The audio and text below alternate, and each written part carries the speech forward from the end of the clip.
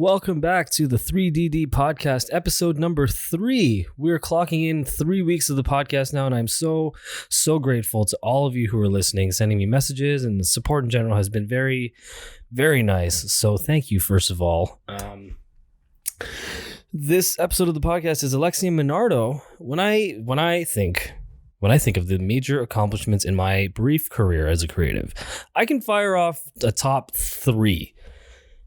And Alexia is directly responsible, if not involved, in 2 of them.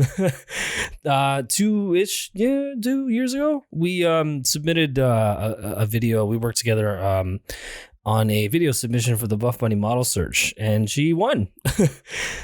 We went down to San Antonio together, paid a visit to Heidi Summers herself, did a whole vlog about it, which you can watch on her YouTube channel. Produced by yours truly. But yeah. Weird times, crazy times. From the moment we met, I immediately got the feeling that this person was going to play a big part in building my future, and she absolutely has, in ways that I had no idea were even on the way.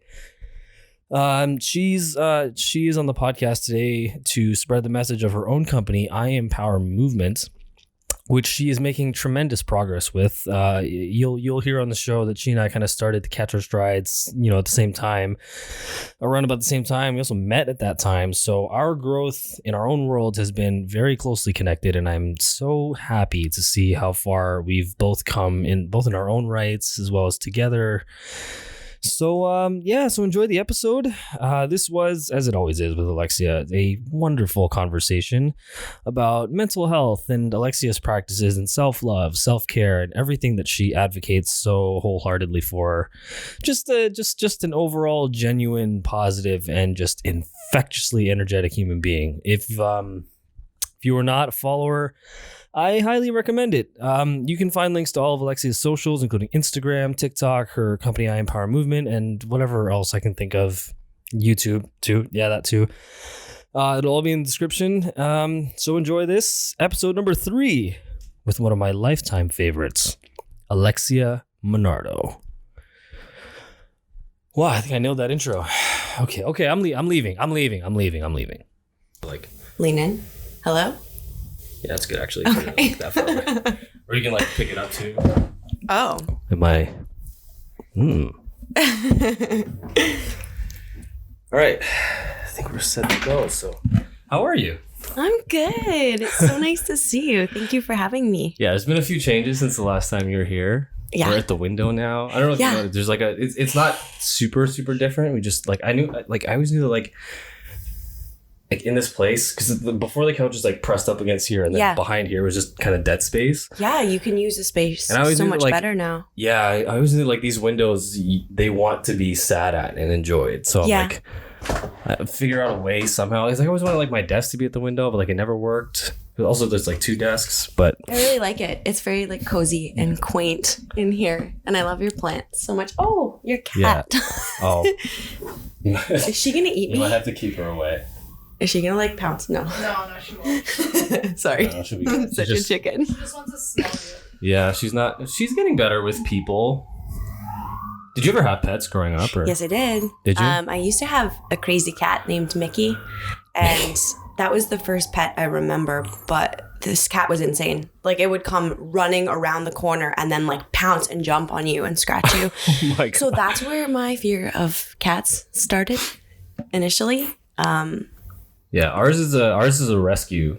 Did I ever tell you the story about how? No, I don't think so. when I was 18, I was working at a Canadian Tire, in between the warehouse and the store floor. I don't even know if my job really had a title, but I was in between the store floor and merchandising. It was just kind of whatever they needed me to do, but. In the wintertime, the garden center is closed down, and then it's just used for storage. Yeah. And so it had just closed. I think it was it was getting to be November, I think. And I was going into the garden center to get something, and then I was walking through, and then this little kitten ran by me. I was like, "What the fuck is that?" And then I went back in the store. I was just I found the first person I could find. I was just "Did you there's kittens in the garden center. It's like, oh yeah. The stray because we had a stray that lived in our garden center. He's like, yeah, the stray that lives in our garden center had kittens, had a whole litter. Yeah. I was like, have you not seen them? I was like, no. Oh my gosh. I was like, I've been here every day for the last week. That's nuts. And they had been there apparently for like 2-3 weeks and just nobody told me. Yeah. And they're like, yeah, you want to go see them? And there's like a whole litter of these little kittens. And it was a smaller litter. I guess, I don't know. She probably wasn't that healthy, the stray. And she had a runt. So it was like half the size of all the other ones. Oh. And that's ours. Oh my gosh. Yeah. So she was significantly smaller. Oh, tiny. Like I could fit her in, like I could hold her like this in my hand. Wow, that's so cute. Yeah, like you saved her. I have pictures. That's so cute. Yeah. And she grew up to be fine. She's a little bit weird. Like we have a theory that she might be like a little bit feral because we had to take her early. Right. We didn't really have a choice because it was getting really cold and we were like gonna freeze to death soon. So we had to take them a little earlier. I think you're supposed to wait like 4-6 weeks or something, 6 to 8 weeks, I think. And I think we took her like right at the 6 mark. Right. So it might have been like a touch too early, but. Anyways, that's my cat story. I like your cat story. And then after Mickey, for us, was Milo. Milo was a rescue. Was another cat? No, Milo was our dog. Oh. Yeah, so was a Bichon Frise. And I feel like I remember. Yeah, he lived till he was 18. Wow. So he had a nice long life, but Milo was apparently living with I believe a woman that didn't take care of him very well. I think he was locked up in a basement most of his life. Oh. So then he was rescued by a family friend that we know, but she was living in college, so she then couldn't really take care of him, and then her landlord didn't allow pets anymore. So we took him from her, and the rest is history. Wacky puppy. I loved him so much. But yeah. Oh, I love dogs in general. I want another one, like right now. do you like? Because I feel like I've heard stories of, like people that when you get so attached to one pet and then you lose it, it's just like you have a hard time seeing yourself having another dog. Absolutely, there's definitely a grieving period where you can't imagine. At least for me, where I couldn't imagine getting another one. But I definitely feel that part of myself is healing, and I just think it's so nice to have animal friends. Yeah, it is. Because there's so many animals that need it's just love. nice having like pet energy. Absolutely. Even though I feel like I might be like mildly allergic, but my brother's allergic to cats, like brutally. Like he'll go to my aunt's house. She has a cat, and my aunt will clean everything, put the cat away, and he can still like his eyes just fill up with water. Not Julian. No, Christopher. Oh, okay. Because I was gonna say because Julian's been here, he never mentioned no, that. No. Too funny. No. Yeah. Anyways, what have you been up to? I haven't talked to you in a while. Yeah, it's been a while. Oh my gosh. I feel so. I've been teaching. I've been doing I Empower Movement at Suwon International Academy. I finished the semester there, so I taught a full semester of the grade 9 dance, which was very exciting. I loved my students. So 6 students from Beijing, China. Oh, wow. Yeah. And teaching them dance was incredible. They were all non-dancers. Actually, one of them was a bit of a break dancer. He took some breaking classes in Beijing, but they were all pretty fresh and new to dance. So I was really happy to share my craft with them. And they're all ESL students. So it was very interesting having a slight language barrier. And I didn't realize that it would affect things, but I think it made me a better instructor. It was good to remind me to slow things down, to speak slower. It was a good learning curve for me, and they taught me a lot. But I also feel like movement is a universal language. Yes, right? So it is. I never got to experience it with dance, but like you can see it, right? Like people that don't. If you ever watch people who don't necessarily speak the same language, if you just watch them start dancing together and you start vibing off of each other, you can see them communicating. That's right. And yeah, I mean, like it's the same thing. Like when I've been in gyms in other countries, and then you just kind of like you don't like make friends with people, but like you can kind of and get through the eye idea. Contact and whatnot. You can connect over movement. And that's what's so beautiful about movement. It is such a universal language. But I did have to teach lessons like on dance history and dance theater and anatomy. Yeah, and that's where I saw more of a difference with the language barrier. Right. But it was wonderful. They're such intelligent kids, and they worked really, really hard. So they did well on their exams and tests and everything. And I was super proud. They all choreographed dance pieces for their final assignment, and they shocked themselves. And I had like a beautiful aha moment of, wow, like I helped craft that. Right. Like I gave them the tools and they flourished. And that's such a sweet feeling to know that they'll take movement with them the rest of their lives, hopefully. I hope I gave them some some little gems to take with them. So let's talk about like what it is you're the name of your company you're calling it? Yeah. I am Power Movement? I am Power Movement. Yes. Yeah. So what is so let's for the viewers, the listeners at home. What's the quick rundown of what you're doing with it right now? So right now I'm taking I am Power Movement into different schools in Toronto, and basically I teach movement classes to them, and it's a combination of stretching, yoga, meditation, fitness, and dance. And I talk about mental health. So everything is based off of mental health and wellness, and practicing a deeper awareness within yourself so that you can get a better grasp of what's going on inside your body, and let your body intelligence guide the way. Right. Was the idea always to get it like into schools? Or, Absolutely. Yeah. Absolutely. I really realized that I enjoy working with younger students, because I think wellness is now so more popular among adults. Right. And now the wellness culture is just growing as mental health is being talked about more often, which is beautiful. It's really interesting, isn't it? How that's changed. Yes. It's very, very different from when we were kids. It is. Yeah. But now I'm finding the most important thing is to get into the schools while the kids are young. The earlier they start their wellness journey and their mental health care journey, it's super important. Yeah, it's like anything else. It's like when you those formative years are so important for determining the kind of person that you grow into being. Absolutely. And like the kinds of things that you ingrain into the subconscious of just like, because you have to establish some sort of norm. Yes. And if your norm is established as, you know,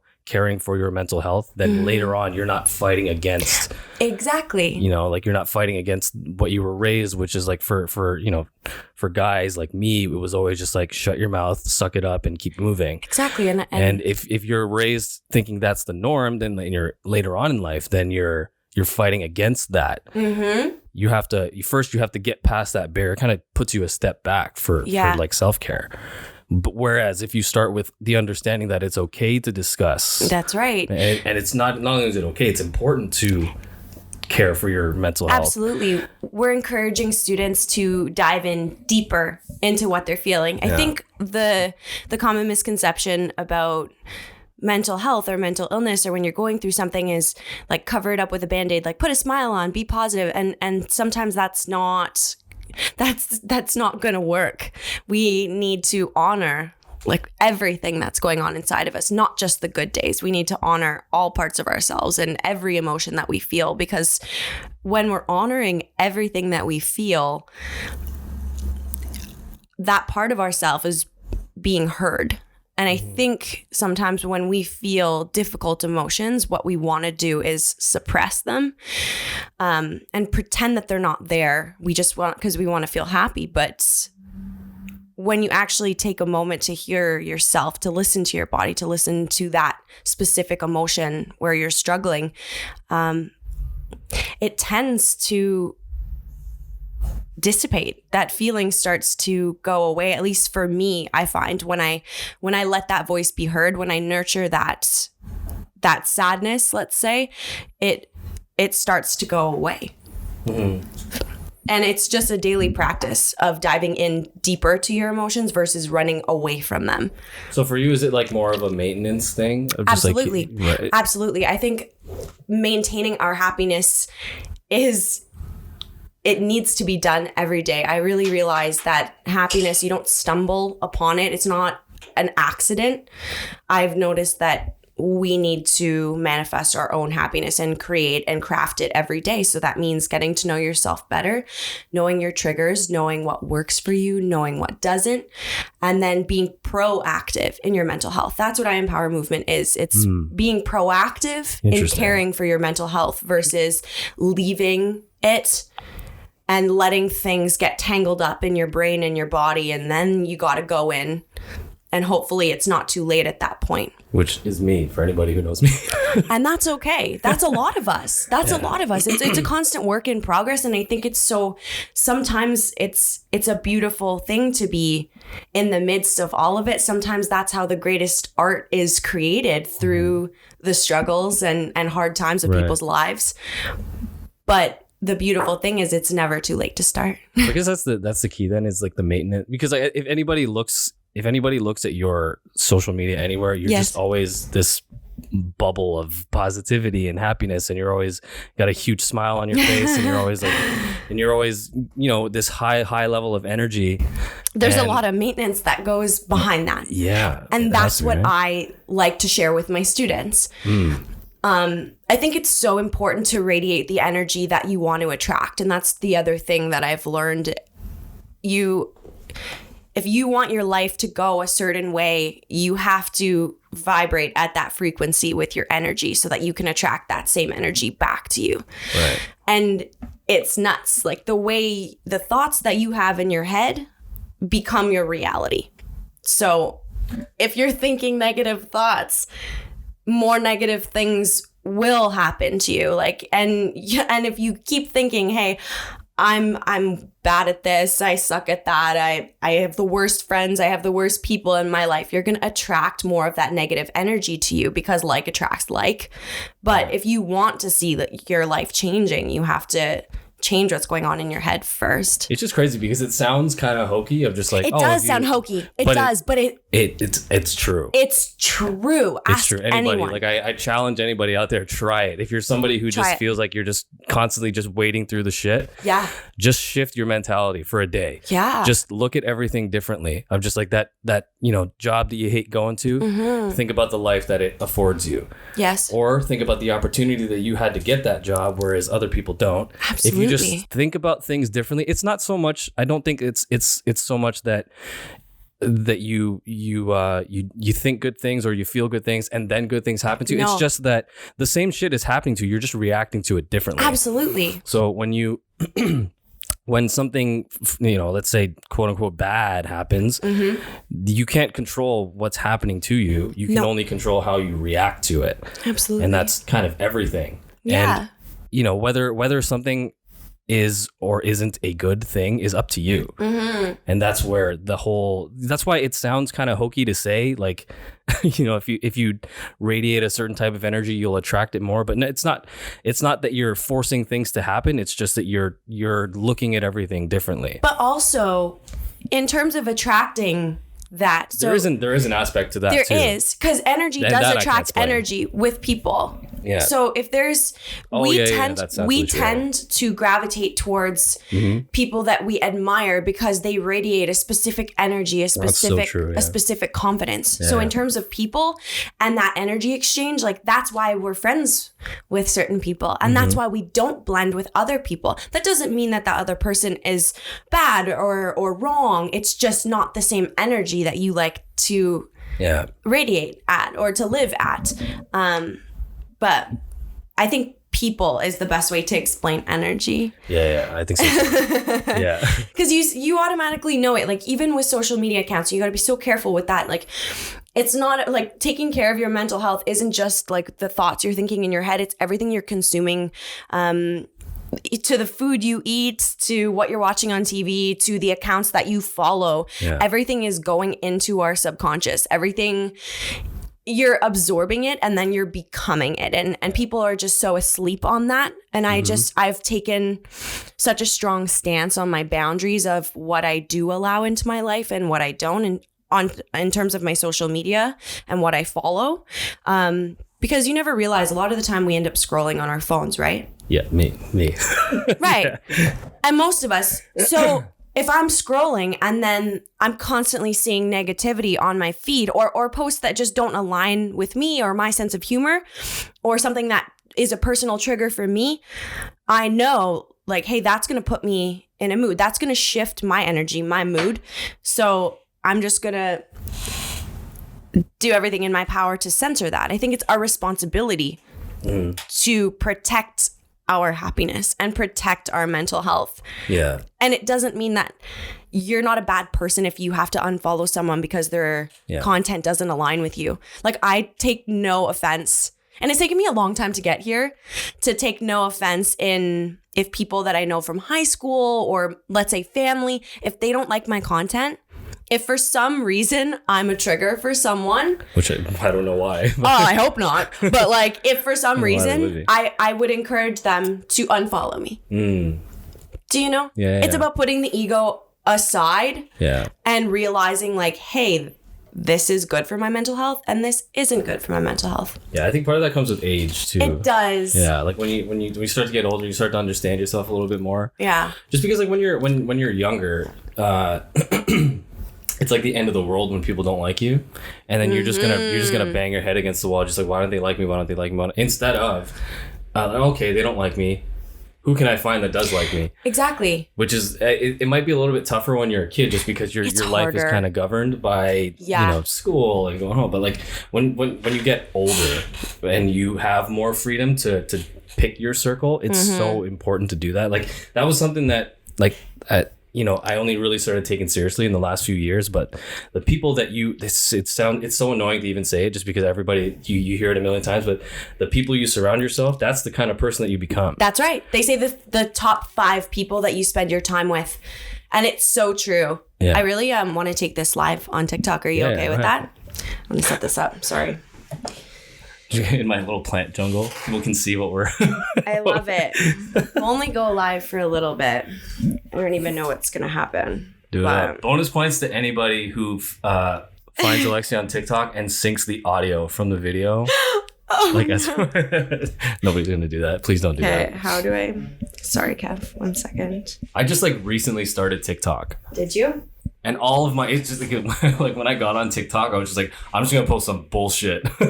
It's just like all straight shit. I might do something with it properly eventually, but I'm just like, I don't want to start over trying to build a following. And I mean, because I don't even have much of a following anyways, but on TikTok, you're gonna grow it. It's so random. Like the first thing I posted on TikTok was just like this bullshit shit post from my office. Like I'm just like by myself and I'm using one of the TikTok audios, and then out of nowhere it just blew up. That's crazy. It got I got 1,000 views in 2 hours. I got a whole bunch of comments and a whole bunch of followers. Yeah, people are. It's so weird. Maybe I should put us. I don't know where I should put us. Plant. No. I don't know. Maybe I should put us farther. You wanna? Oh, here. Maybe there somewhere. I'll mount you up here. Can we? Is that good? You're just gonna see the other way. Yeah. You're just gonna see the back of my head. It's so dark. It's It's because we're against the window. I know. Too funny.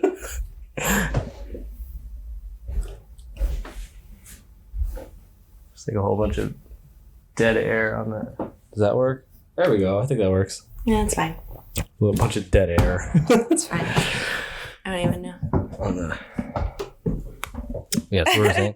So we're talking about I'm probably gonna cut out some of that. But yeah, we're just talking about we're just talking about building that circle around you, right? It's just I heard it a whole bunch. It's so weird. I started hearing it from fitness YouTubers, which is the people that you surround yourself with. Yeah. Those are the people that you really, you have to be very mindful of those people that you keep around you. And back to what I was saying before, when you're a kid and you're just forcing this, you're trying to force your way into a circle of people that, just don't, they want nothing to do with you. You don't want anything to do with them, but they're the cooler kids or whatever it is.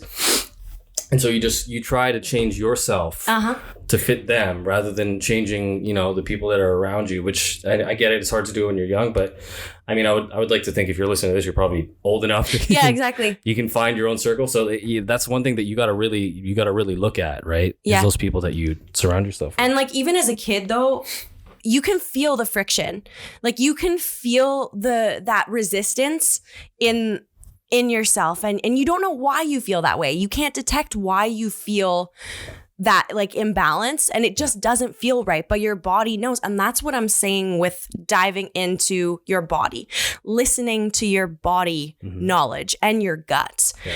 And that's another goal with I Empower Movement, is getting students to go deeper into their gut and their intuition with decisions that they make in life. Because I think a lot of the time we try and ignore that gut instinct, but it knows.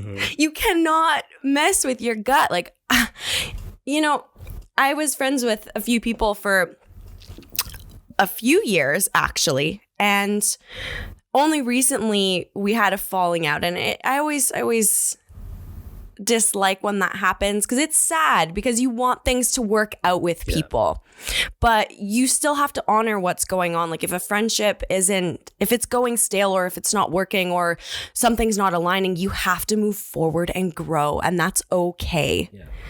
But yeah, so going back to like who you surround yourself with, you become. There was one determining factor, was like I was hanging out with these girls, and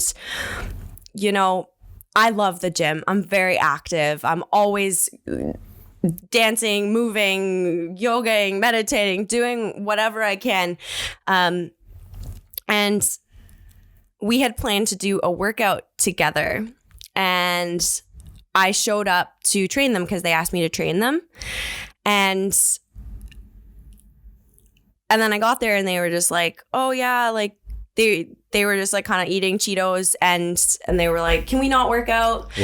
And then it actually, the lazy part in me, because we all have our sides of ourselves. Like I'm not perfect. I have there's days when I want to be lazy, but it allowed me to be there. It took me down a level. Like it made me succumb to those weaker emotions that I have.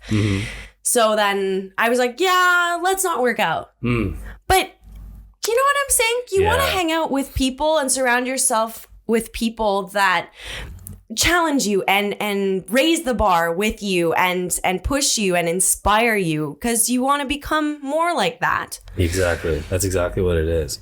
It's like when if you can somehow insert yourself into a group or a network of people that are doing all the things that you want to do. First of all, it shows you that it's possible because they're just real people. That's right. And second of all, if that's all you see, it challenges you. If everybody around you is kind of just sitting around and just not doing anything, just kind of coasting, you're gonna be inclined to do the same thing, because absolutely that's the norm. And because it's okay if you have people that are constantly in debt or constantly spending money or eating out. You're naturally going to do that. If you're constantly surrounded by people that drink all the time, you're going to be surrounded by that. And it's okay to do those things once in a while. You got to enjoy life, but you also got to listen to yourself. You have to listen to what is aligning with you and what isn't. Yeah. Yeah. So that was a big thing. Like in the last few years that I've changed a lot personally. Yeah. Is putting people around me. And I don't even feel like I did this on purpose. I don't even know how it happened really, but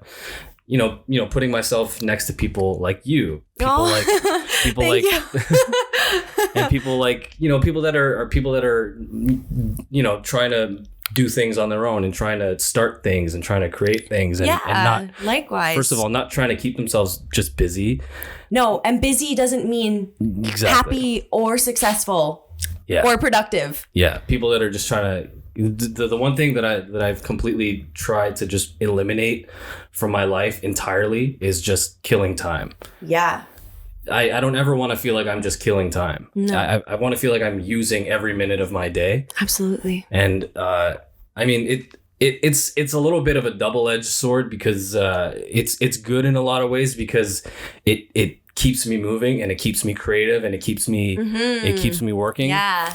But also it's hard to find the balance of like, okay, what's too much? Because also, I don't know if you feel this too. I've talked to a few people about this, and we kind of share this sentiment of just when you're constantly on the move and you're constantly doing things, and then you get some downtime, it's almost difficult to enjoy it because the entire time there's just that underlying anxiety of just like, okay, but I could be doing, what am I missing? What am I not doing? Or like, you just feel like when you stop moving, all of a sudden it just feels anxious because you just feel like I should be doing something. I know.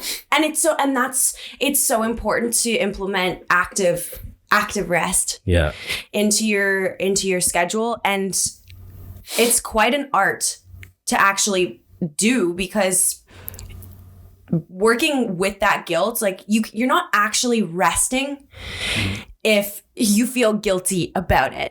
Yeah. Do you know what I'm saying? Your mind is still racing. And that's where meditation comes into play. And I know that meditation is a bit of a foreign concept to a lot of people, and it still sounds a little hippy dippy to a lot of people. And they're like, oh, like kind of whatever. But really, it's like meditation is the ability to take a rest. Have you heard of, I know it's called TM. I think it's transcendental meditation. Have you ever heard of that?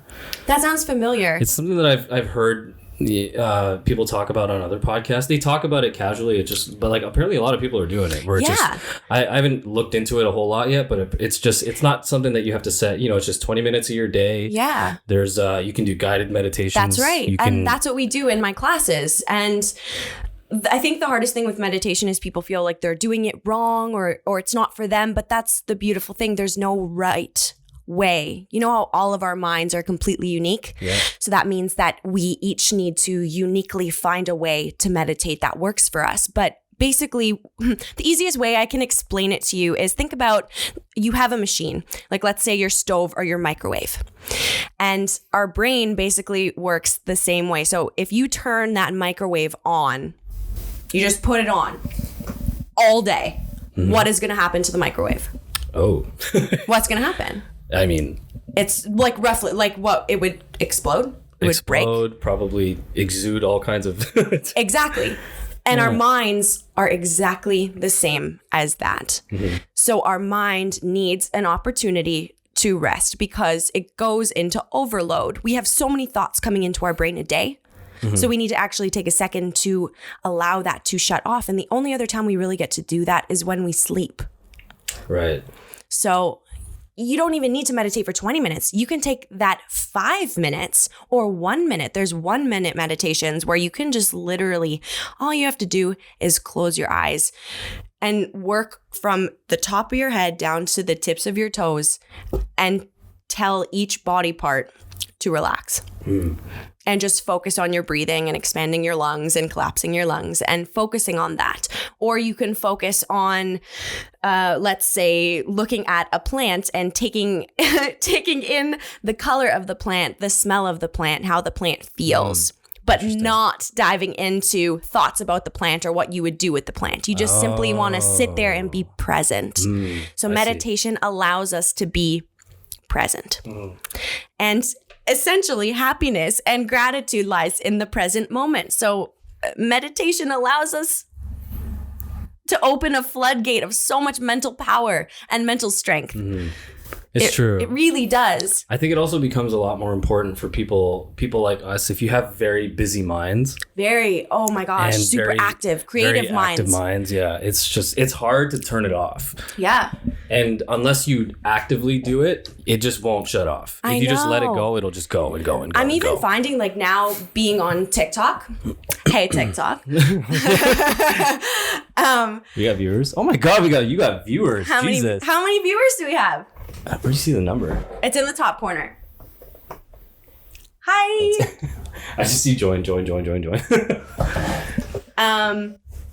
But yeah, so I find it fun. It's really fun having a creative mind. I love being an artist because every time I'm listening to music or I hear spoken word, or I see someone else creating, or even like being on the street, anything I see, I feel like my brain turns it into art. Some way, shape, or form, it turns it into, how can I create this? It's like this fun little game I play in my head. Do you get that? Yeah. For me, it's different because it's ridiculous. But like when I see, it's hard to explain, but it's like if there's like if I was just walking into this room and I saw this alcove and I'd never seen it before, I'd be seeing it as a scene in a movie. Exactly. I'd be seeing like a camera movement. Honestly, you're one of the most incredible, and I will say that, the most incredible filmmakers that I have witnessed and worked with. And if people have not worked with you, they are sleeping. Like, they are sleeping. And the day that you explode, I'm gonna be there. Like, I'm gonna say I knew it from the start, because your work is just, it transports you to another world. You are so great at what you do. You're so fantastic at storytelling, and your creations need to be shared with more people, because you really do a great job at bringing out the essence of what artists are trying to say.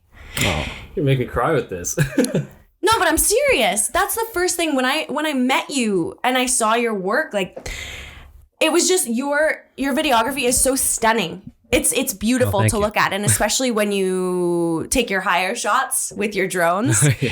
Oh my gosh. Like, people need to check out your work, because even your video from Greece. Oh yeah. That was a long time ago. And Nicole, your wonderful girlfriend, is in it, and it's just so stunning to see you capture those very real, raw moments, and they just look like they're out of a movie. And I'm like, wow, this guy is so talented. And I'm just so excited to see your work out there and growing. Well, thank you. Well, I don't know if a lot of people know too, but like when you and I met, I was very much at the very, very beginning. I can't even believe that. It's so exciting. I had nothing really, I'd done a few things, but like at that point, I think I was mostly, anything that I was doing that wasn't personal, it was all like powerlifting, and there was a lot of fitness, right? And everything else was just this is when I used to just walk around with a camera all the time. Stuck. Sorry. I don't do that anymore, but just because it's just so cumbersome. But like, I used to do that all. Just walk around with a camera everywhere and just look for things to shoot. Mm-hmm. And that's all you had to go on. That's the only thing that you bit. And then but I love how that was just like you playing around and just starting off. But to me, those were, I don't know, it was just the beginning of something so beautiful to me. It didn't look like you were a beginner. It didn't look like you were a rookie. That's the quality of your work that I'm talking about. It's clean. It's beautiful. It's crisp. It's the way you transition through shots. Like, everything just seems top notch. And I think that says a lot about your work. If that was you just starting out, can you imagine where you're going to be 10 years, 5 years from now, 10 years from now? Come on, Kevin. You're gonna be shooting for some big companies, and if they don't, that's their loss, because I will take you with me wherever I go. You have like people. I don't know if you've been following me at all. This is something that anybody who finds out, if people know me or people meet me for the first time and then they start to look through everything that I do, it comes up a lot. Like, a lot of people will comment. It's like, oh, who's that one girl you always work with? Really? They actually ask? Yeah, people ask about you. Oh my gosh. A lot of people do, because they see you all the time on my time. You're just all over the place. And they're just like, who is that? I was like, I mean, just friend. And like, we just work together a lot. And, but like, we've done a lot together. Like, starting, like, the first thing we did together was just, I don't know, like, promo for My Iron Power. Yeah, and I just started. Like, it was just a concept in my mind, and I feel now that I look back, I just like shared my ideas with you. You were a stranger to me, and I kind of poured it all out to you. Yeah, you did. And I wasn't even sure if it would work, and you helped me start building the foundation for my company, which I'm so grateful for. Yeah. It's nice to see you grow it and change. And it's like, I feel like for the two of us kind of like started, we kind of have like a similar starting point. Yes. And then, so we kind of been in the shit together the whole time. Yes, we have. I feel like you have seen so many sides of me, and that's what I love. It's like you're one of my closest guy friends. I could genuinely say that, but I just feel so comfortable shooting with you all the time. I know I can be myself. I know I can mess up around you, and I allow myself to just make mistakes and do it confidently around you and not care. And you've allowed me to grow. You've really provided a safe space for me as an artist to do my work. And it's every time I collaborate with you, it's been a fun time. Well, I think it's the same for me. I mean, you're always very open to my ideas and direction. And like, you know, I've messed up a lot too. In front of you. It's human. And like we're human. That's part but that's part of growing though. That's another thing I always talk about with my students. We're always so afraid to fail, and we're so embarrassed when we mess up, or we're so embarrassed to start something new or be a beginner, be bad at something. Yes. Yeah. But guys, like that's the essence of growth. That is how you become who you're meant to be. Yeah. You got to suck at something before you're good at it. You have to suck and fail at things 1,000 times. Like, how did Kobe get so fantastic? He failed 1,000 more times than everyone else. He didn't start off as Kobe Bryant. He was, exactly. You know, he started off, and that's when he sucked. The first time Kobe Bryant picked up a basketball, he was garbage. Yeah, like let's all be honest. That's crazy to know that when it comes down to it, success is built off of multiple failures and just continual effort. Yeah. And they say that hard work goes a lot farther than talent, because when talent doesn't work hard, the person that does work hard steps in and keeps going for it and keeps failing at it. And I think that's the beauty. And success comes in just showing up every day. Yeah. Regardless of if you feel like it or how shitty you were the day before, it doesn't matter. You just got to keep showing up. Yeah, it's something I've talked about on the podcast before. Just there's a really real the whole fear of looking bad. I know. Just gets in the way of a lot of people. It does. It has for me a lot. That's a really big thing with me, and it's a fight every time. But I just have to kind of. That's where the discipline comes in, where you just have to talk to yourself and say like, okay, you might suck, but you might be good, and if you do suck, you can do it again. Absolutely. Right. And you're gonna do it better when you do it again. Exactly. But if you don't try it, if you don't start, you'll never know, and you're definitely not going to get any better if you don't do it. I started realizing that I'm getting better at not caring what people think as much. Yeah. Because I think at this stage in your life, though, like I feel like, what do you have left to prove? You know? Yeah. Like I'm like, everyone like knows basically like what I can do or whatnot. You've either decided if you like me or not at this point. And I guess it really doesn't matter if you do or don't. Like, I still surround myself with people that love me and accept me and are my fans and are my closest supporters. Like, that's who you should surround yourself with. Yeah, and as long as you have those close people in your life, like, keep them close. And that's, I don't know. I kind of lost my train of thought there. It's true though. I mean, you definitely have to stop caring about the things that you can't control. Yeah. And you have to be okay with sucking at something. And you have to be okay with people not liking you or your work. Yeah. You have to be so okay with it and not get offended by it, because we're all entitled to our own opinion, right? Like, some people are going to love one movie. Another person's going to say that's the worst movie in the world. And that's okay, because everyone's entitled about their own opinion. And the best piece of advice someone gave me was, someone else's opinion of you does not matter. Right. And it's none of your business. Yeah, that's true. Yeah. It is none. Like, someone's opinion of me is none of my business. Right. But I feel like this is also why, like, it was so nice when Instagram took the likes off. Yeah. They need to do that everywhere. It was just such a load off of my attention. I know. When they first started talking, because I never even thought about that whole idea. Because, like, it's another thing of just, like, every time when I post something, I have that anxiety of just, like, okay, I don't care personally if I don't get a ton of likes, but it looks bad on me if something has like a low number of views, low number of likes, and then it just looks like... Well, yeah, because so many people measure someone's worth by numbers, which is so... Yeah, but like, and like the views and the likes, it's so happenstance. Like, I mean, half the people are just like, if you happen to have your phone open and you scroll past it, oh, there's a view. but like they didn't really watch it. I know. And some people, some people are they're friends of yours. They see your name pop up and they'll like it. Yes. And that's just you're kind of just collecting numbers at that point. And I know. So then for me, like you have to figure out the metric by which you measure whether or not you like something or whether or not something did well. Yeah. Quote unquote. So for me, as long as I like what I'm putting out. That's right.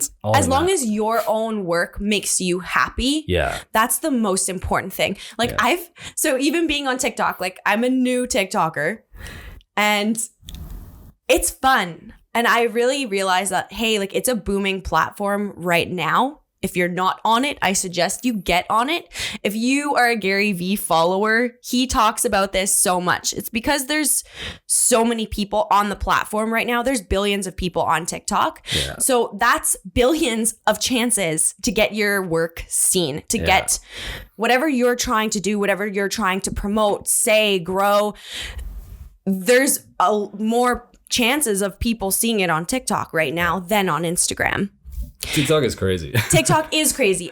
But you know what? I said to myself, I'm going to do this hopefully to grow I Empower, hopefully to spread awareness about mental health maintenance and self-discovery and self-awareness and really trying to tap into your full potential and grow as a creator and a human being and build a beautiful life that you're happy with.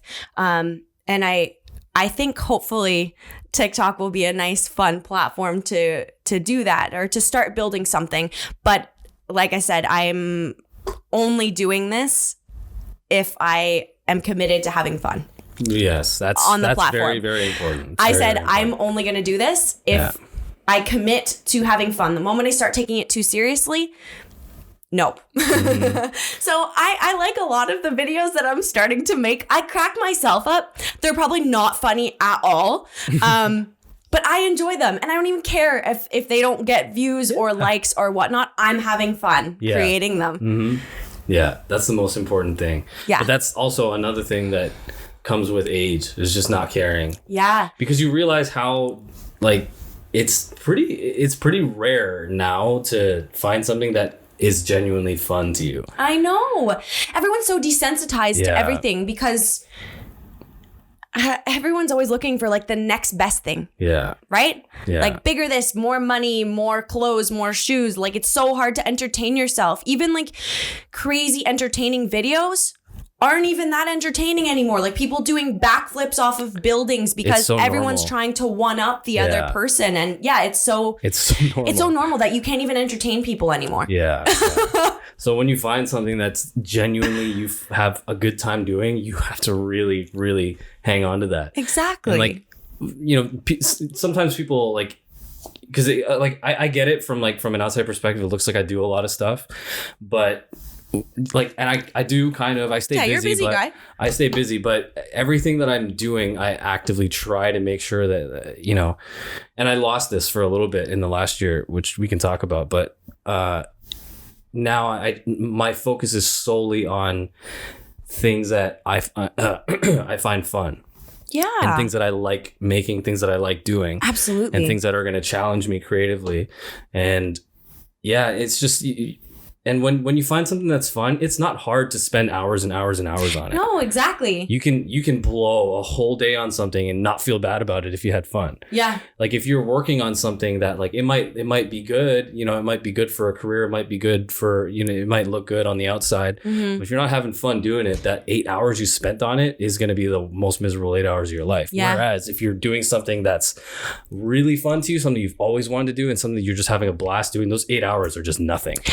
Yeah, I've learned being on TikTok, it's opened this new part of myself, or not a new part of myself. It's a part that I know has always been inside of me, but I'm trying newer things. I'm stepping out of my comfort zone because I've allowed myself to have fun and not take it so seriously. Yeah. But in that, I've been practicing skills that I haven't worked on in a long time. When I went to Ryerson, so I went to Ryerson University to get my Bachelor of Fine Arts in dance. So dance was our main focus for our training. However, they did prepare us to sing and to act as well. wow. So we did have acting and singing classes. Oh, I didn't know that. And I thoroughly enjoyed acting. I did. So we had to perform monologues in front of our classmates and whatnot. And at the time I was terrified. But in fourth year, one of my friends was taking a production course and she had to put on a 10-minute play. And she asked me to be in it. Just me and another person. And I was like, wait, I have to memorize lines? What? Like, I don't even know if I can do that. And she showed me the script and it was huge. And I was like, I don't even know if I can do that. And then lo and behold, I learned all the lines and I did the play just speaking, like it was not dancing. And I loved it and I enjoyed it. But after graduating, it's been years since I graduated. So I kind of forgot about that. But now being on TikTok, it's giving me this fun little way of working outlet on my acting as well. It's another outlet. And I've been doing these little skits of like experiences I've had at the restaurant because I used to serve at a restaurant for 10 years. So I've just kind of been putting a light spin on some mild harassment that's happened to me at work as a female over the years. I'm sure a lot of other people and females. It seems highly relatable. Not to me. Well, yeah, it happens. I can see it more often than you think. Sure, so I do like this old man voice. Yeah. And I get quite a kick out of it. I don't know. And you know what? They actually seem to enjoy it. That content seems to be doing better than most of my other content. But yeah, so if people follow you on TikTok, I mean, there's a lot of I mean, earlier stuff is a lot of like positive reinforcement and like uplifting messages, and now you're starting to start on like these little skits. Yeah, I'm going with the flow of it. Yeah, I'm allowing whatever is going to happen, and I'm really enjoying putting out different sides of myself, and I don't want to just stay in one category. I know they say it's really important to stay very niche. Yes, you have to stay niche, but I don't want to stay too niche to the point where like I only create one type of skit and that's the only skit I do, because you know what?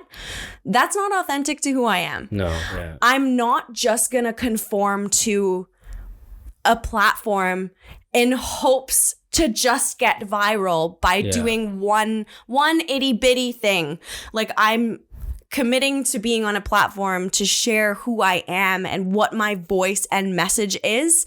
If people want to be my friend and like that, cool. If not, oh well, I will keep doing my thing anyways. I think that's the right attitude. Aw, thanks. And like I talked about this too on one of the other earlier podcasts, but the idea of being somebody who's process oriented and somebody who's goal oriented, right? And if you're gonna look at something like how you would approach something like a social media platform like me, I've had, when people find out like, oh, I'm a freelance video producer and photographer, then they have like a million things that you like, oh, are you doing this? Are you doing this? Are you doing this? And they're gonna fire off a whole bunch of things that you're doing wrong.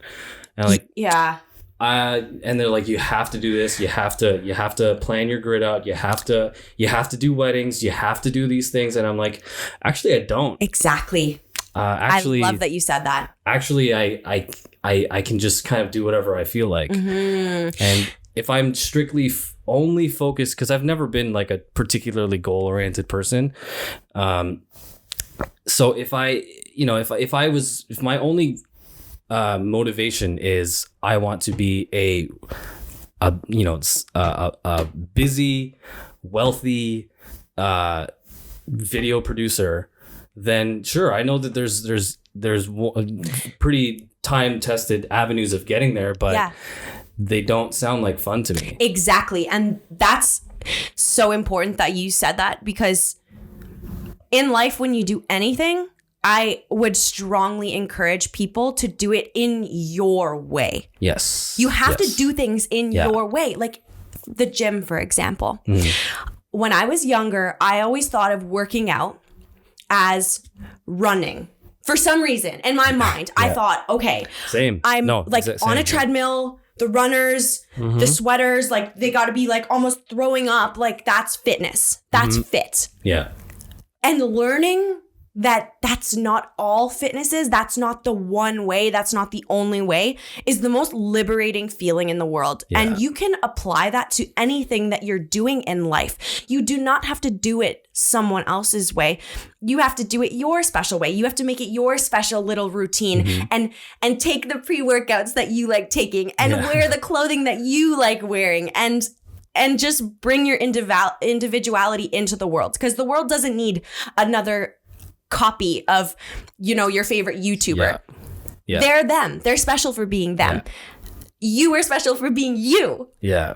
And that's, again, with I Empower, that's what I do. I try and tell students, they're such sweethearts. I've had students like message me and they're so sweet, and they'll be like, "Oh, Miss, you're so sweet. I want to be just like you." And I'm like, "Thank you so much, but I want you to be just like you, because you have so much untapped potential that I'm just dying for you to unleash." And if I could give you any tool to be a fraction of a part of your journey and growth, that makes me happy. Like, that is the most satisfying feeling in the world. To give someone else that gift of becoming more of themselves. Yeah. So one thing that like really bums me out is like there's so many people now, ever since the like fitness on YouTube became so popular, everybody's trying to become an influencer now. I know. And it's like they're doing all these things that, I know I know that you don't actually want to post that thing. I know that you don't want to use that product. I just know that you're doing that because you want somebody to see it. Yes. You want somebody to repost it. You want more people to follow you, and then you want to become one of those influencers. But the process of how you get there was not enjoyable. So then why would the outcome be something that you enjoy? Yeah. And it's really hard to, like, everyone wants this concept of like fame and fortune and like going viral. It's like, that's fantastic.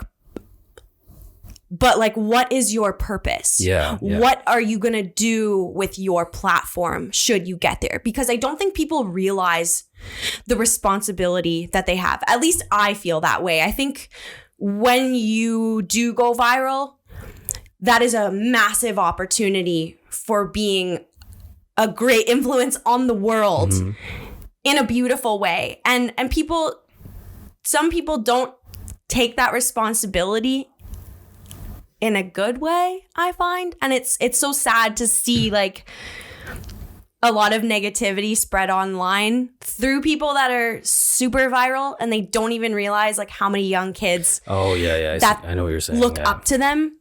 Yeah. And things they say where I'm just like, oh my goodness. But I mean, at the same time, like, no offense to them. They need to be authentic to who they are, and I get it. It's so hard having so many young kids on social media. For me, my brain, I just want to protect them.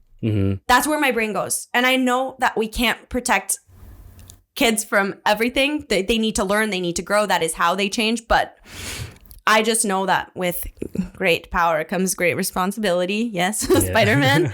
And I think we have a responsibility, especially being older, to use our voice in a healthy way to help our youth grow. Yeah, I think ultimately all you can really do is kind of try to guide them in the right direction, but they kind of ultimately everybody has to find themselves. I know. And so, I mean, fitness is a really good, like, microcosm for a lot of issues I find with, like, maybe that's just me being a meathead, but no. I mean, one of the bigger things that I realized, you can listen to, because everybody's going to want to give you advice. Like, of what course. I'm saying, like with when people find out that I do what I do, it was the exact same thing when I was new to the gym. Everybody told me you have to get a coach, you have to get a diet plan, you have to not take these supplements, you have to only take these, you have to do all these things. And what you kind of learn is that you can listen to everything, but follow only what makes sense to you. That's a great point. So listen to I don't think it's necessarily constructive to just shut out opinions that don't align with yours. You should definitely listen to them. Absolutely. That doesn't mean you have to follow what they say. You can listen to them, and that helps you formulate a stronger argument against it. Of course. So I think you need to listen to everything, follow what makes sense to you. Yes. And if you're strictly one of these people who like if you are one of these people who you only care about the end goal, it's really hard to enjoy that process of getting there. So I feel like you have to fall in love with the journey. Exactly. You have to fall in love with the journey. That's it. Yeah. Like, because that's what life is. Like, what is the end goal that one day, or like that's in a time that doesn't exist. All we have is now. Exactly. So like what happens, like my argument against people that have that position of just only like I'm only trying to get to this one goal is, what if I mean, I don't want to be the morbid fatalist, but I'm like, what happens if something happens to you on your way there? Exactly. What kind of a life did you live? You lived your entire life working toward a goal that you never achieved. Waiting for tomorrow. And you never enjoyed the day that you were in. Exactly. So maybe that's me also, a little bit of my anxiety too, of just like that really intense fear of wasting time. Yeah. So I always want to make sure that everything that I'm doing, as long as I'm enjoying what I'm doing, I've found, at least in the last few years, that as long as I stick to the things that I like doing, it takes me places that I want to go. Yeah. Even if I never thought about it, right? Like first time I heard a podcast, I was like, oh, I'd love to do a podcast. But like, who the hell would listen to it? Who would come on it? I didn't know. But that's anybody. that negative self-talk. It's just like a habit. Yeah. And then I talked myself out of it for a long time. And then I start working through, and then I fell into like photography and videography. And then I just like somehow built up something of a network. And then all of a sudden I have all these interesting people to talk to. Yeah. And I'm like, okay, that podcasting that I backburnered, maybe I can bring that on now. I love that you jumped on that. I'm so proud of you for doing this. Yes, a huge congratulations to you for jumping into it and diving in, like no matter what happens. Yeah. And I think that's but there's no particular reason, right? They're just doing it because it seems like fun. Exactly. And it's something that you wanted to try. And I think there's something so beautiful about that. I want to know that, God willing, when I'm on my deathbed someday, I want to know that I tried everything that I was curious about. Anything. Yeah. I want to know that I tried at something and failed versus not trying. Yeah. Right? That way you really know you did everything and really lived your life to the fullest. If you have that dream that's on the back burner, like just start now. Like who cares if you suck at it? Who cares if people are going to judge you? That doesn't matter. Mm-hmm. That's you and your own opinion of what you're doing is way more important than naysayers or people that won't believe or people that will tell you to do things differently. Like, and just ultimately, gotta go for those people that are saying no, they don't matter because they're not going to watch your stuff anyways. Exactly. They're not going to pay attention to your stuff anyways. And also, it's always the people that are doing less than you. That have those strong opinions or will throw shade. It's never going to be someone that's doing more than you. Yeah. That's going to hate on you. Yeah. You'll find too that people that are happy with themselves and with their own the way that they're going through their life. Mm-hmm. If they're happy with their journey, they're never going to shit on yours. Exactly. Because it doesn't matter to them. Yeah. You doing well has nothing to do with them doing well. Exactly. And if you're somebody who's just not doing well and not doing anything about it, and you see all these other people that seem to be doing so much better than you, some people tend to take that personally. Yeah. And for some reason they kind of manifest that energy, that negative energy, and they just kind of and just kind of project it on you. Exactly. As if it's your fault. Yeah. But it's not. Yeah. So, I mean, ultimately, you can, I'm not saying shut out every negative thought or negative word, but you have to be able to filter and understand what is productive to you, what is something that you should internalize, and some things that you shouldn't internalize. Yeah. Because I think there's a lot of value, because sometimes people do offer a lot of value and constructive feedback. And I love that. I've really tried to practice being more open to receiving feedback. And it's really helped my growth. And it's really helped me relax as a person, especially like being in rehearsal, let's say. And the choreographer will come in, or she's watching something and she'll say, like, she'll give me a correction. And when I was younger, I think my brain would go to, oh crap, I suck world, versus now I will take that feedback that they're offering and I'll digest it in a healthy way and I'll improve. Mm-hmm. That's it. Yeah. You know what I'm saying? That must It's have just been, a switch of the brain. Yeah. Like just a little click like that. I don't suck. I just need to work on that skill to improve. There's nothing embarrassing or wrong about that. And if someone doesn't want to work with you, that's okay. There's going to be thousands of other people that do want to work with you. right. That must be tough for you though, because I know Yeah. you are. I don't know if this came from dance or if it was Yes. just amplified by dance, but you are very much a perfectionist when it comes to when Yes. it comes to yourself. Yes. You're very much, you like. There have been times when we're shooting something or we're whether it's photo or video, we'll watch it back, we'll look back at the monitor, and it will look perfect to me. Everything straight up and down. Everything is perfect. You'll notice one thing and you'll never let it go. I know. You're like, we got to do it again. I know. You're so patient.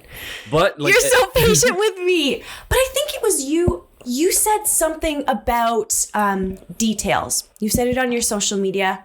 I believe it was you.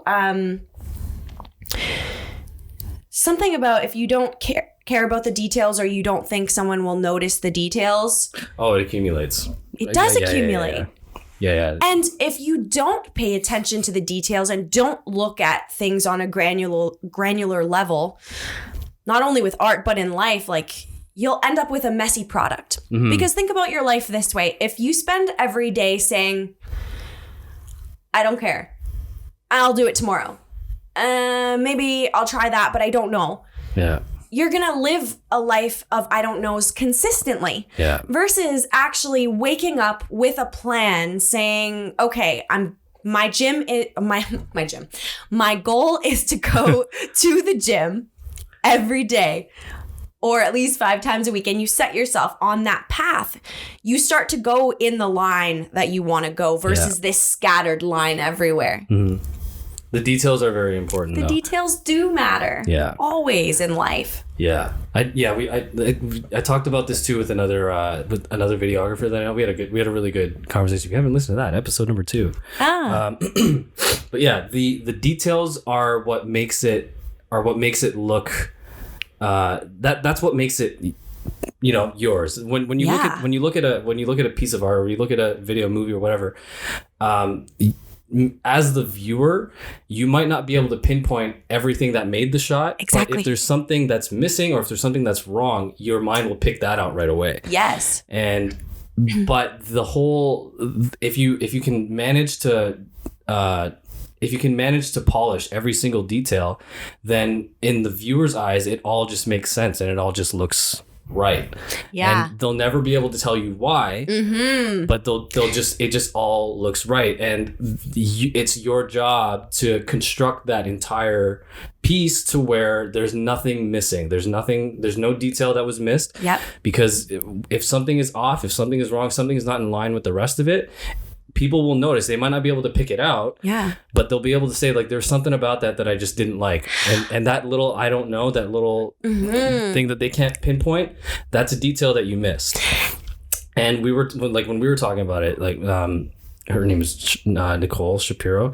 We were talking about sound design. So when you're looking at a shot, let's say there's like a simple shot of somebody walking in a room. Like, why didn't that look right? It's because you didn't. Maybe it's because you didn't add the footstep sounds, and it made the person's movement look ghostly. True. So it's really people don't understand how much work goes into sound and movie and sets and costumes and everything. It's all about creating the feeling that you want your audience to feel. But if you miss one of those details, you'll take them out of it. Exactly. Yeah. So the feeling is in the details. Yeah. So it's hard to not be a perfectionist. Exactly. That's why. But like, how do you balance? Because like, I think I've heard you say this too. Is that done is better than perfect? Because if you're always going for perfect, it'll never be done. That's right. So where do you find that balance of just like, okay, it's not like there's certain things that I couldn't control that didn't make it perfect, but I'm going to put it out anyways. I think it's about having or establishing a certain level of empathy with yourself.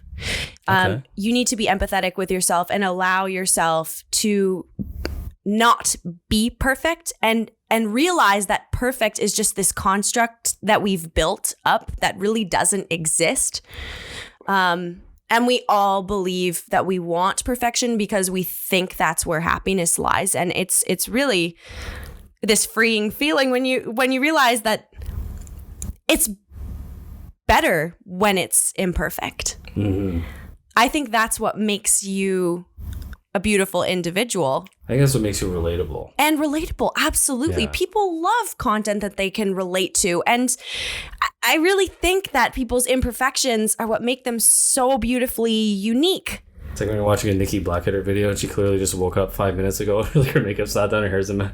But you're just like, it's okay to be like that at But home. I love the feeling that she gives me. I feel like I'm friends with her. Yeah.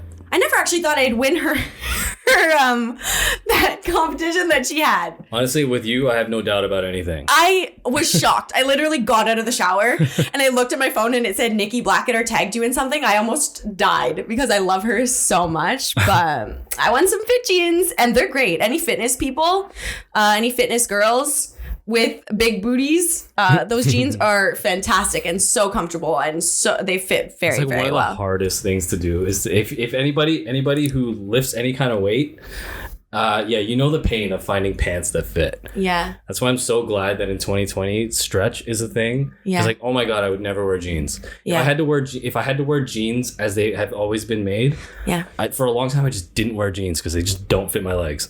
Wow. It's wild. Just trying to find a good pair of a pair of good fitting jeans. Absolutely. It's so crazy. And this is not sponsored by not sponsored by Fit Jeans, just saying this. But going back to perfection, I really try to break that constant pattern of wanting perfection because it creates what I cause perfection paralysis. Yes. Ooh, interesting. Yes. So I actually have been writing a lot lately. And I don't know where it's going to go, if it's going to go anywhere, but I have a chapter and it's called Perfection Paralysis. Wow. And there comes a certain point where you need to just push past that construct of thinking that things need to be perfect, because when you constantly strive for that, you end up doing nothing. Yes. Hence the paralysis. Yeah. You're chasing something that does not exist. And then you end up so scared and so confused and you're just reaching for something that's not real. So then you stop entirely. And that happened to me as an artist after I graduated Ryerson for a little bit. I feel like I lost my voice because I was just comparing myself to people constantly. And as a creator, I felt like I couldn't create anything that I was satisfied with or happy enough with. Right. And then that stopped me from... there was literally a point where I stopped watching dance videos, like online. Oh. I know. Like I was hurting. Like there was something in me. Like I was going through a hard time at that time for other reasons. Like I was going through a bad breakup. But I just stopped. Like all of me felt frozen. Like as an artist, I lost my voice entirely.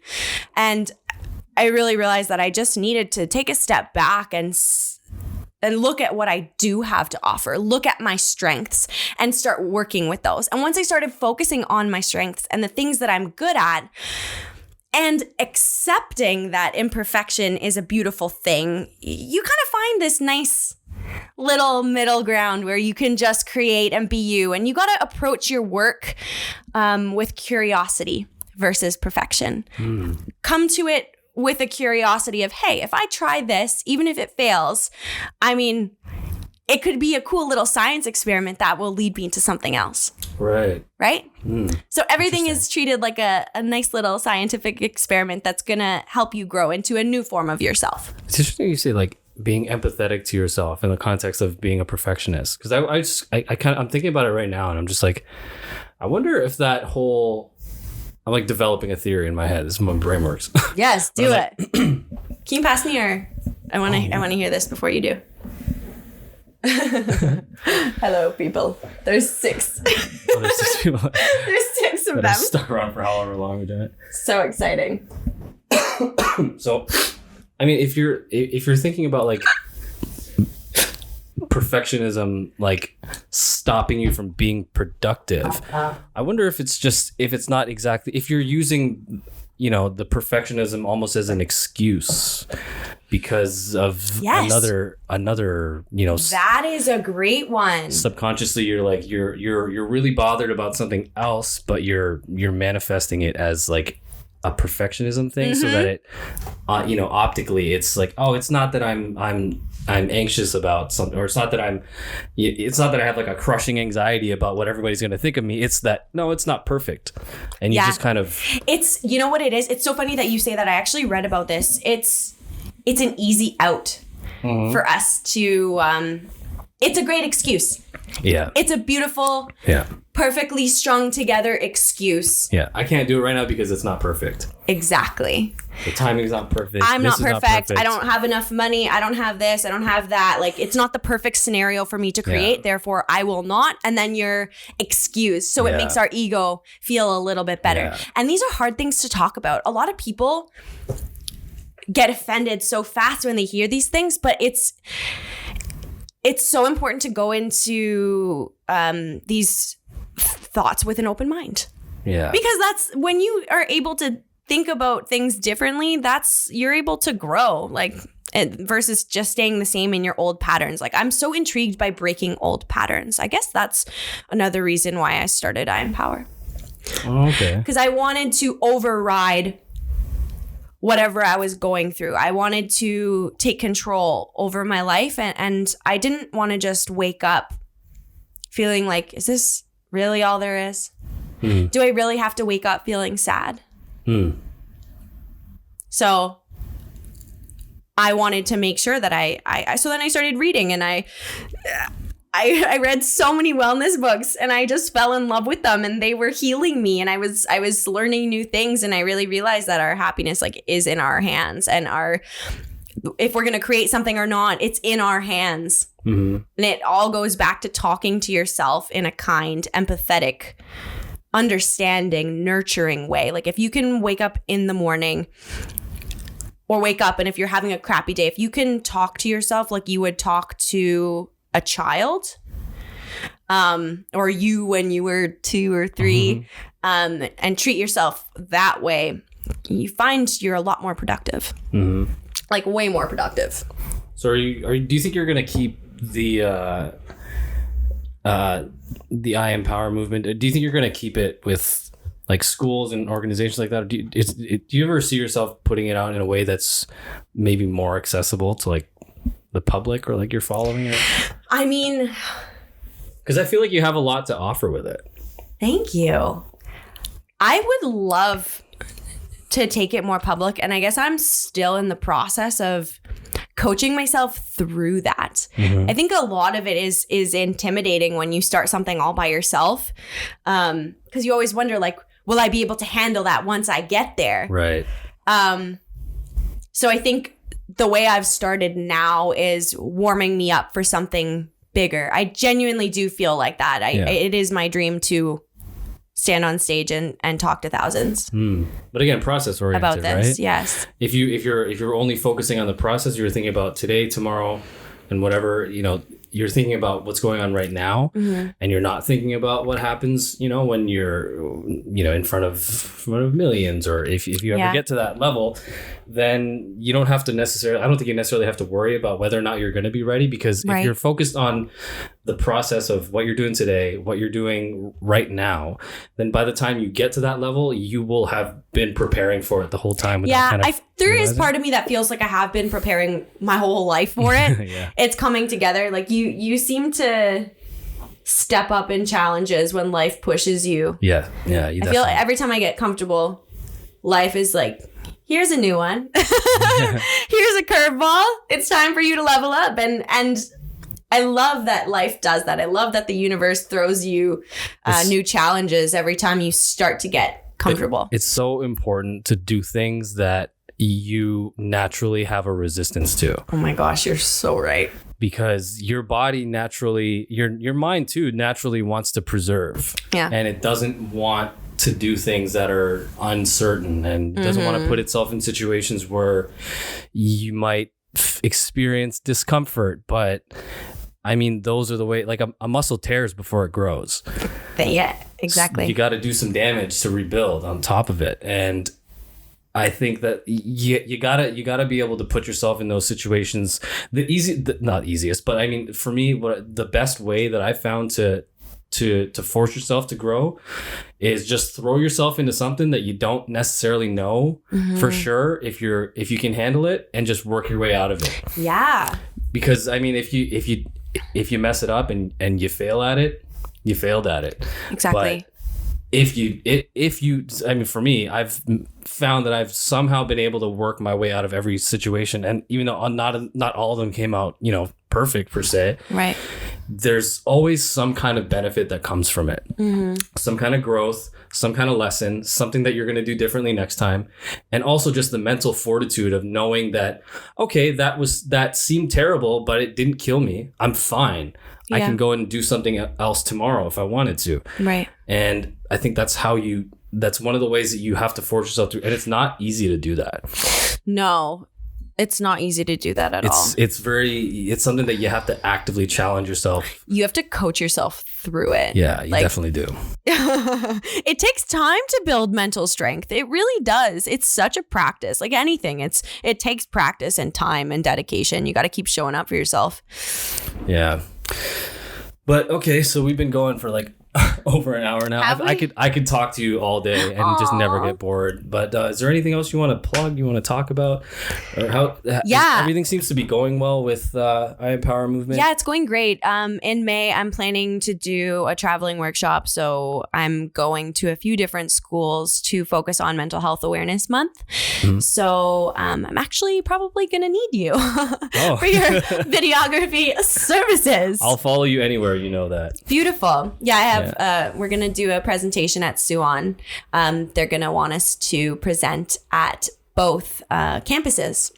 So I would love to have you accompany me on that. And that will be a fun little journey for us. Well, I will follow you anywhere. You know this. I've followed you literally across the country. Well, not across. I've followed you across the border. I would follow you anywhere. I appreciate you, Kevin. Appreciate you so much. My life has been very different since meeting you, and I appreciate that so much. Well, thank you. I appreciate it. And if anyone of you are listening, please give I Empower Movement a follow on social media. Yeah, you wanna? It's like I no. It's I am empower.mvmnt.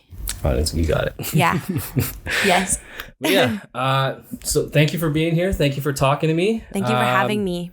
Love you so much. Appreciate you being here. And I'm very happy. I feel very lucky to call you a friend. Oh, love you so much. I'll have you on here anytime. I'd definitely love to have you come back at some point, and we'll check in with you again. But for anybody, for some reason, if you know who I am somehow and somehow don't know who Alexia is, I don't see that being possible. But Alexia Monardo, you got. It's my name. Alexia it's Monardo, just my name. Right? Yeah. Okay. On Instagram, it's the same on TikTok. Yeah. Yeah. And what other platforms are YouTube. you on? I just started. YouTube. Yeah. Just started. That's out of my comfort zone, but gonna get on that. So yeah, YouTube, Instagram, TikTok. Follow I Empower Movement, and we will see you next time. Thank you for being here. That's the podcast for this week with Alexia Monardo. Goodbye.